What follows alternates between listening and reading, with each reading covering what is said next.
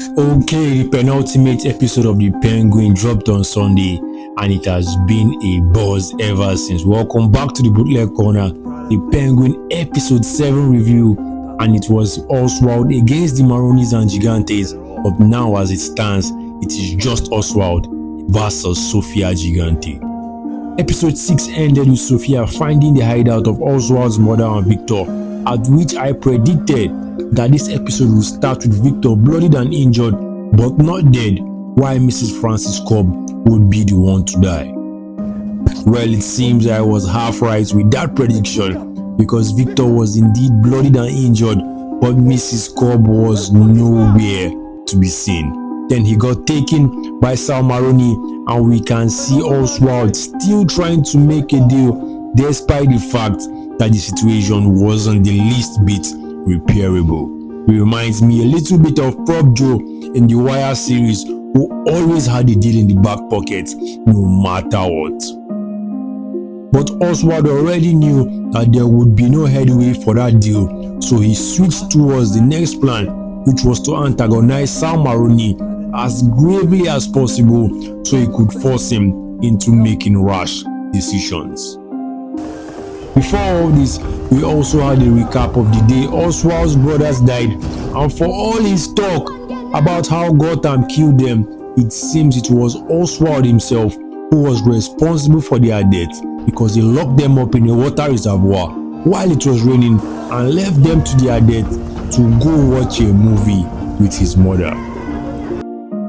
On the other hand, Sofia Gigante is on her way to understanding Mrs. Cobb and why Oswald lied about her death for years. But I am pretty sure she did not expect us to see a woman who mirrored Oswald not just in appearance but in behavior.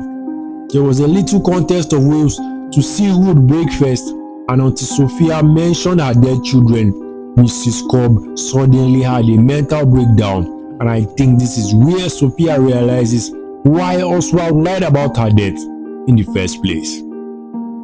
Now I'm speculating a bit, but I think the unhealed trauma of losing her kids is what caused her to lose her mind, because she is always returning to those moments where they were alive or the moments after their disappearance.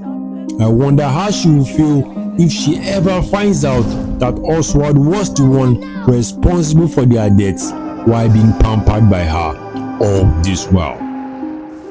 Moving on, Oswald takes Sal Maroni and his guys back to his base.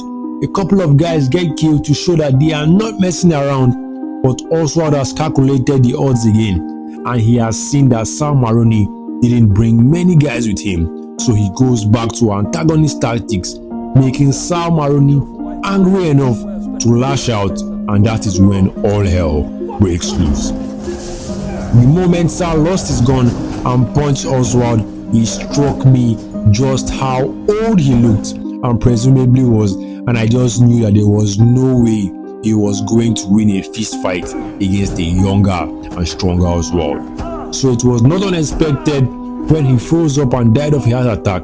It was just a little funny, because I expected him to die in a very, very different way. In the end, I was more impressed by Oswald shooting him to confirm the kill. No matter if he had already died, at least they erased the plot hole of resurrection once and for all. Now, prior to this, Oswald had sent Victor away to rouse up his new allies among the gang members of Gotham, but up until the end of this episode, they were all nowhere to be found. The next phase came with the renegotiation with Sofia to exchange Mrs. Cobb for the bleach drug and all drug connect.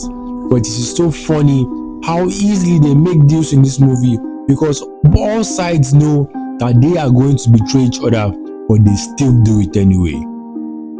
In the end, I was really expecting her to kill Mrs. Cobb, but a bomb in Oswald's base, destroying not just his business but his life, and also taking his mother out of the picture, was a better idea from Sofia.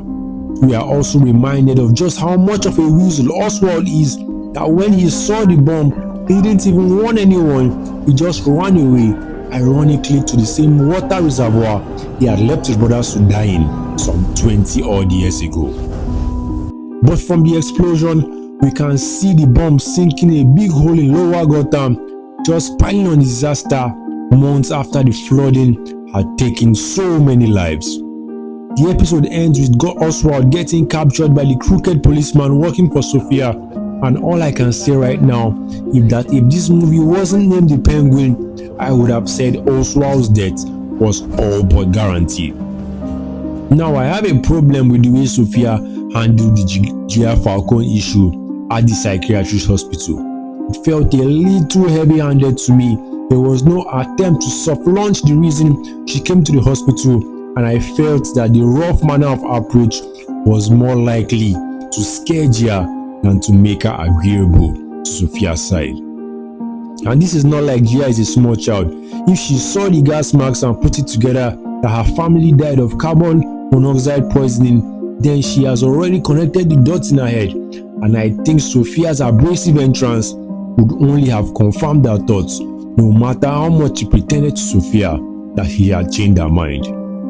But that's where we are at right now. One more episode to close out this season, and Sofia has masterfully played her cards better than almost everyone else, so we will see if she secures victory or if there will be something else to snatch it away from her. Personally, I think Gia Falcone is still a loose end that could end up blowing everything up and getting the police involved, because so far it has been only gangsters and street guys around. The police have been non-existent, but with Gia Falcone potentially blowing a whistle, plus the explosion that destroyed the Oswald base, I think it is the right time for the police and, if possible, Batman to step in. And that's a wrap of this episode. Let me know your thoughts, predictions, and questions in the comments. Keep it locked in. Don't forget to subscribe, and I'll be back.